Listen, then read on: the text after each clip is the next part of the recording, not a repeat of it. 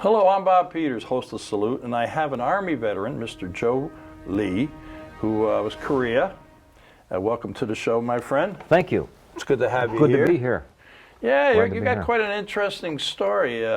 Tell me a little bit about yourself. Where were you born, and how did you get in the Army? Well, I was born in northeastern Pennsylvania, a small city called Hazleton, and I was actually enrolled in college at our local campus, and then I decided I wanted to do something else, and I met my future brother-in-law there at the college, and he apparently was withdrawing from college at the same time, and he told me about the recruiting at the time. The recruiting officer at the time for the Army had mentioned to him that if we joined the Army, we could, in those days, you could choose your own training. No, when was this now? What year? This was in 1964. 64? I went in a few years later, and as soon as I got off the plane, they said, you can forget everything they promised you. Okay, well. But they lived up to their word, right? Well, apparently they needed people in intelligence, because after basic training at Fort Knox, Kentucky, I was assigned to Army Intelligence School, which was, at that time was in Fort Holabird, Maryland. Mm-hmm. So after 4 months of intelligence school, where we learned such courses as report writing, interrogation and interviewing, surveillance, security, protection of documents, and so on and so forth, then I was assigned to South Korea for my first deployment.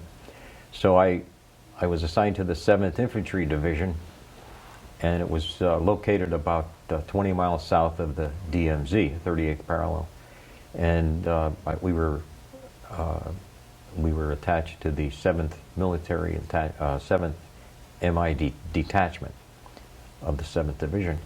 So I served 13 months there, and our duties there were to basically conduct security investigations, personnel security, background investigations.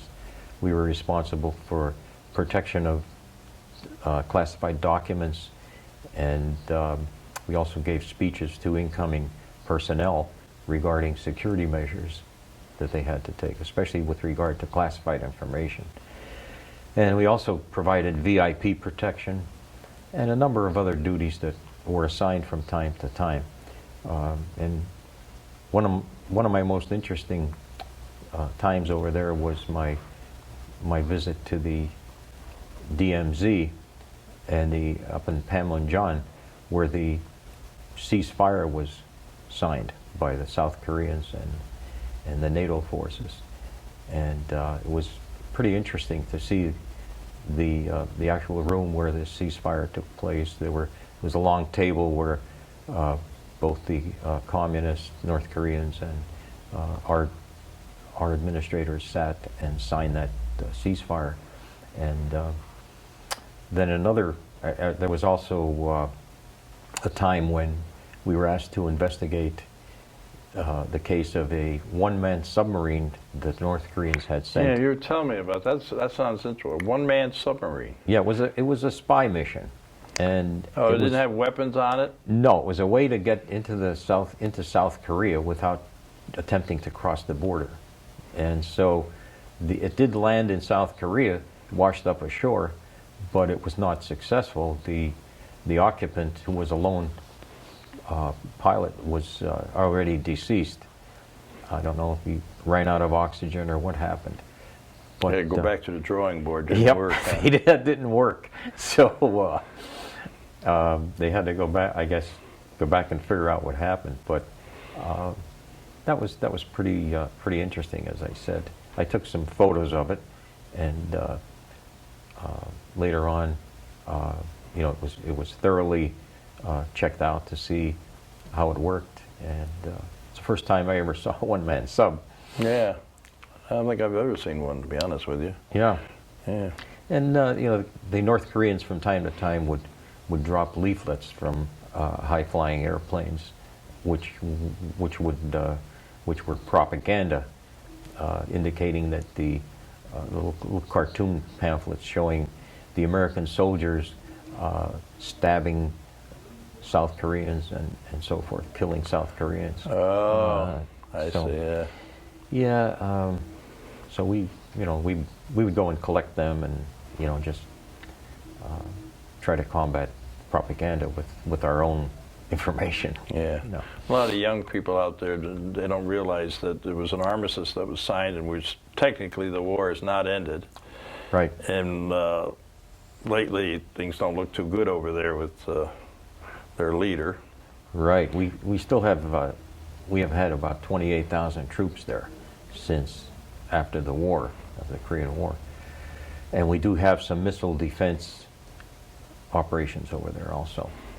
We have them underground, and they're in very secure areas. Mm-hmm. And one of our duties in intelligence was to investigate any breaches in the perimeters. Anyone who tried to get into the areas and interrogate them and so forth. Mostly, I also mostly conducted background investigations of military personnel who were being considered for positions of trust and responsibility, which were a lot of times promotions or transfers to areas where they were going to be handling very highly classified information.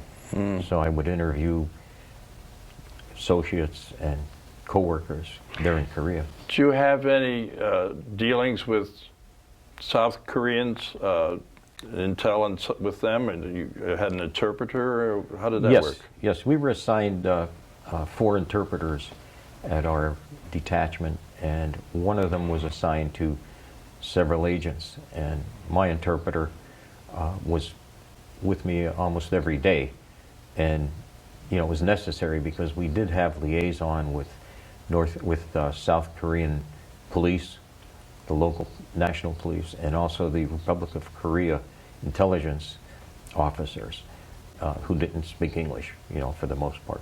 So I needed an interpreter with me, quite often, and because we worked in conjunction with the South Korean police and army.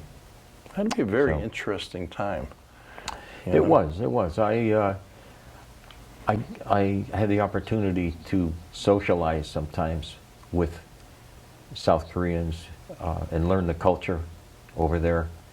In fact, one humorous occasion was when I had met a marriage counselor, a Korean marriage counselor, through my interpreter, who was a friend of his. And the marriage counselor was engaged to be married, and he was going to be married very soon. So my Korean interpreter told me that he wanted me to come to the wedding. He said the marriage counselor invited me to his wedding, and I thought it would be a great honor. So the day of the wedding, the Korean interpreter asked me if I was going to take my Jeep, and I said, "Oh yeah, certainly." I said that's the only way I get around down there in the village. So it turned out my Jeep was the wedding vehicle, and I didn't know it. But the marriage counselor wanted me to use my Jeep. Apparently he had no vehicle. And then he also asked me if I was going to take my camera. I said, "Oh yeah, sure." So now you're the photographer. So I'm not a photographer. Yeah, and chauffeur, photographer. Hey, by the way, you're a guest. Yeah, but anyway, and there was his wife in this beautiful white gown, and if I'd have known, I would have at least washed my Jeep, but it still had mud all over it. But anyway, we managed to survive, and then I was invited to the wedding dinner. Of course, the reception was at a very nice restaurant where, for the first time in my life, I tasted some of the special Korean dishes, like fried eel, etc. And so it turned out to be a very nice occasion for me, Did you ever see anybody after you came back? You keep contact with any of your? Oh yes, Yeah. yes. My Korean interpreter, whose name was Lee, coincidentally same as mine, but it was spelled Y-I.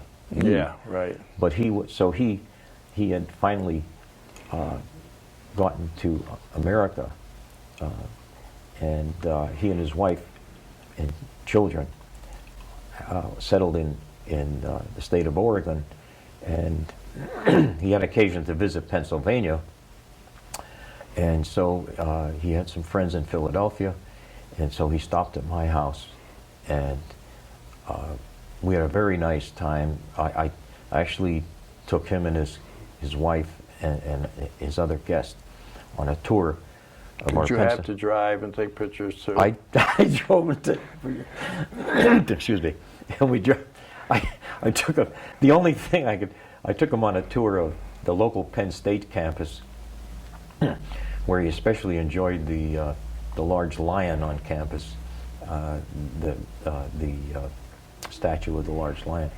And of course I took pictures of him, him on the line.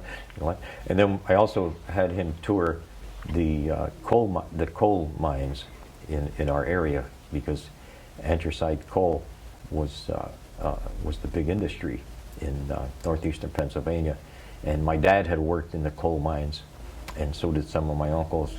So I knew where the stripping holes were, and the huge breakers and so forth that were used in the coal mines. So he enjoyed that.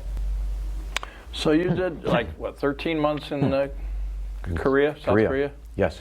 And did you go anywhere after that? Because you Oh, yeah. said you were only for 2 years. I'm 3 surprised years. that you got an intelligence for just 2 years. No, I was RA for 3 years, regular Army. Yeah, Oh. I wasn't drafted. Yeah.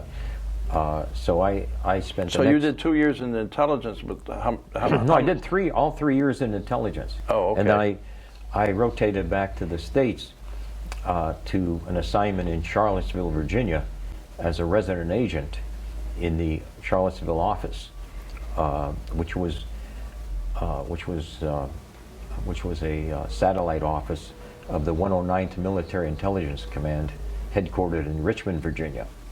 So I basically was in the office with another agent, and we had an office in the Federal Building in Charlottesville, alongside the FBI and the OSI and Naval Intelligence. They were all in the same building. So I was, of course, dressed in civilian clothes. I had a car provided by the Army, and I was living in an apartment near the University of Virginia. So I received a bachelor quarters allowance, they called it, so that I could pay rent and live off base, which there actually was none right there in Charlottesville. So I was responsible for 5 counties in central Virginia, and again, mainly conducting background investigations on persons being considered for security clearances. I also was involved in a surveillance one time in Richmond, Virginia, when there was a case of suspected espionage by one of our soldiers. So we had to investigate sabotage and subversion cases in our area also. Yeah, after you got out of service, you had another career in several places. But I don't want to run out of time, because we were talking, you and I, and you wanted to talk about your brother, because your brother, well, you tell the story. Yeah, I had 2 brothers that joined the Marines, 2 older brothers.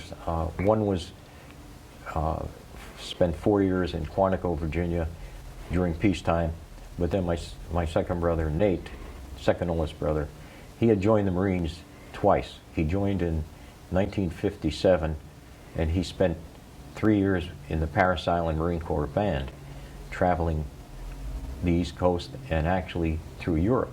In fact, he played the Marine Corps Band, along with the Quantico Marine Corps Band, played in front of Edinburgh Castle in Scotland. Oh, wow. And it was a tremendous experience. And then they also played at the Brussels World Fair during that time. But things changed, did they? Yeah, when the war started up in Vietnam, which was actually 4 days after I joined the Army, there was the Gulf of Tonkin incident, where our ship was attacked by the North Vietnamese, and then the Vietnam War got started full blown, and my brother Nate decided to rejoin the Marines specifically to go to Vietnam. And after spending a short period of time in California at the Marine base in California, he was assigned to go to Vietnam. He was deployed for 13 months. His first 13 months there, he fought in every major battle during that time. That was 1966 and 67. He returned home for 30 days. Again, he was assigned to go to Camp Pendleton again, where they were rejuvenating the 1st Marine Division. And subsequently, he was assigned to Vietnam again. And he was deployed near Da Nang province in Vietnam during the Tet Offensive, which started in 1968. And that actually was an excuse for the North Vietnamese to start an attack, a full-scale attack on the American troops over there. So Brother Nate was a platoon sergeant, and he was leading his platoon across a dry riverbed near Go Noi Island during what was called Operation Allenbrook. So his company, which was I Company, 3rd Battalion, 27th Marines, 1st Division, they were crossing this dry riverbed, and my brother Nate was in the lead. And they were immediately attacked, ambushed by 2 battalions of North Vietnamese. One was a sniper battalion.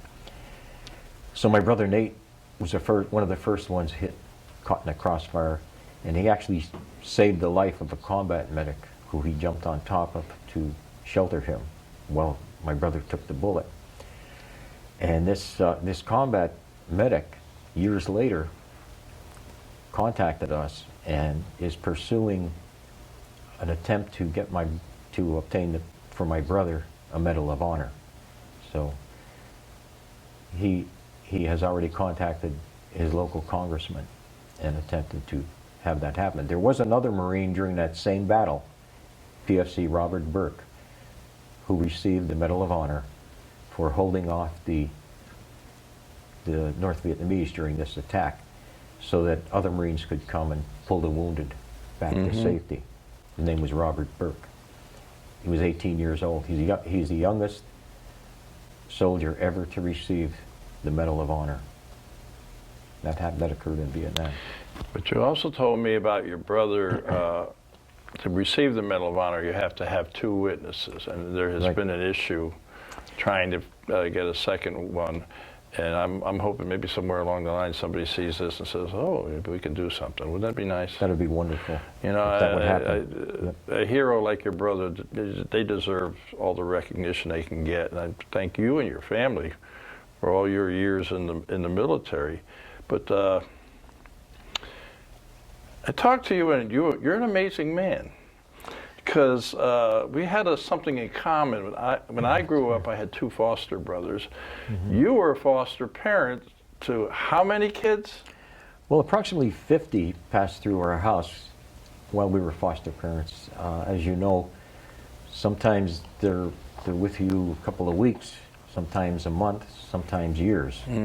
So we had some who were with us several years, and there apparently was no place for them to go because of one reason or another.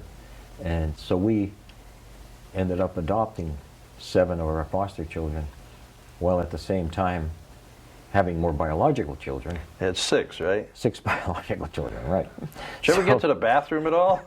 Well, we finally moved into a home that had 3 bathrooms, but by then a lot of the children were moving away. They were growing up, they were older, and they were moving away. So yeah, the bathrooms, even with 3, sometimes it wasn't quite enough, especially when we returned from some kind of a trip, long trip. And everybody had to go at once. But it was a very, it was very educational for us and very heartwarming to be able to touch people's lives for some of them even a short time. because it's something that they remembered. We found out later when we kept in touch with some of our foster children who had left that they felt like they had been with us all their lives. And even though they were only with us for a short time, but I guess the values and traditions that we had in our home probably rubbed off on them, and they still remembered them. Yeah, I think so. You're my kind of person. You're a difference maker. There's too many people like to just complain, but there aren't too many people that are difference makers, and you and your wife, my friend, are difference makers. I'm very proud to say I know you now. Thank you. So you came from Pennsylvania, Right. and now you're here in Florida. How did you Yes. get there? You different career changes, or you just... Well, I'm retired. I retired in Pennsylvania, and our children, for the most part, grew up and left us, of course, to have their own lives. So my wife and I were living basically in a lonely, how do they say it? Mansion? Nest. We nested. Empty nest. Empty nest, right. Yeah, and we were still living in a large home, so, which we no longer needed. And so my wife's sister and her husband had relocated to Florida.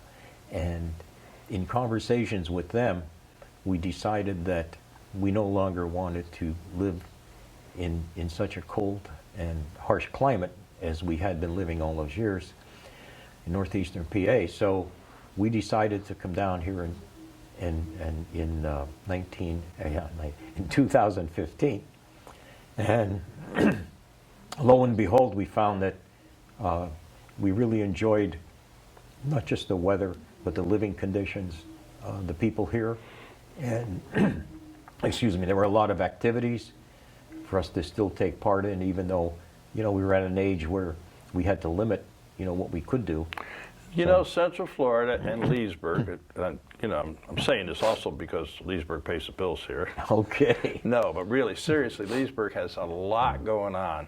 It is a great place to live, and I love it here. So where are you now?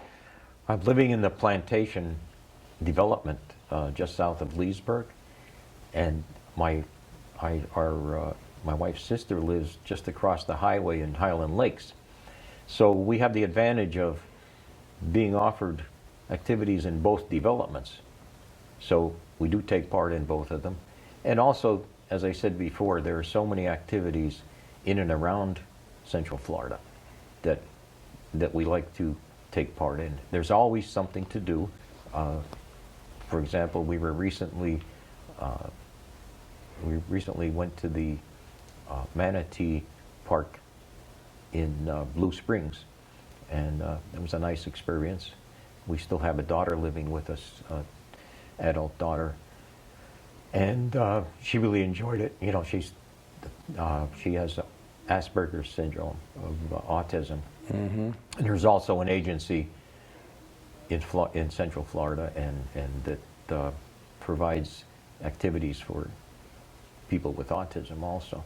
So we have a wide array of activities we can take part in, and we really like it here. That's great. I share that with you. And like I said, I wish people out there, if they could do something for a foster kid, because what you've done, and like I've said it in the past, I grew up with 2 foster brothers, and it makes a difference if people get involved and help these young people. And I salute you for that, my friend, like I said. And I'm glad you're here. I see you got the shirt now. You're all set. Oh yeah, like I said, I turned native right away. Yeah, you didn't miss. You don't miss the snow. No. I don't either. No, I can't shovel anymore. So did any of the kids come by to see you, or? Well, yes. In fact, my daughter Cindy, who lives in Edinburgh, near Erie, Pennsylvania, she was just here with her husband and her adult daughter, and they are, as a matter of fact, they like it so much that Cindy and her husband are going to retire in April, and they're actually seriously looking for property down here. Oh, good. So they could Good. either be snowbirds or live here permanently. You told me too. You got one son is in the Air Force, or was in the Air Force. A daughter was in the Air daughter. Force. Yeah. right? And she married another Air Force individual, and they live in western United States, out in I think they're in Northern California now. And And then they're still active? no, They retired. They both retired. Yeah, they have children. They both retired, and then one of my sons visited us last September. He's a doctor living in Lewisburg, Pennsylvania, and he and his wife have visited SeaWorld quite a Yeah. few times. They have a young son, and we enjoyed visiting. Well, I'm SeaWorld glad you're with them. here, Joe. I'm about out of time, so Okay. we're going to have to wrap this up. I'm glad you shared your experience with me, and I'm glad I got to hear about your brother. He's an amazing man. But we're out of time, so we have to say goodbye. So I wish you'd join me. Okay. Look right over there. To all our veterans out there, our active military and their family, we salute you for all you do. Till next time.